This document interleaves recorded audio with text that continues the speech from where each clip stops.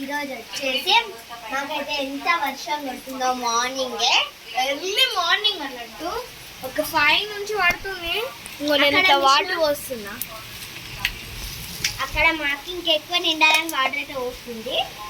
అక్కడ చూడండి ఎంత గలీజ్గా నిండిపోయింది, ఇల్లు కూలిపోతుంది,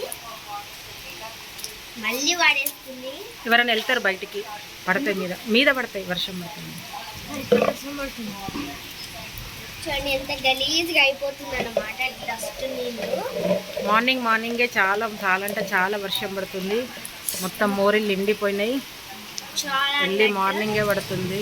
ఎర్లీ మార్నింగ్ అంటే ఇన్ని రోజులు ఎండ ఉంది, ఇప్పుడు వర్షం పడుతుంది. 6 o'clock కన్నా అట్లా పడుతుంది స్టార్ట్ అయిపోయింది. ఇక్కడ మొత్తం నిండిపోయినాయి వాటర్తోని, డ్రైనేజీలు.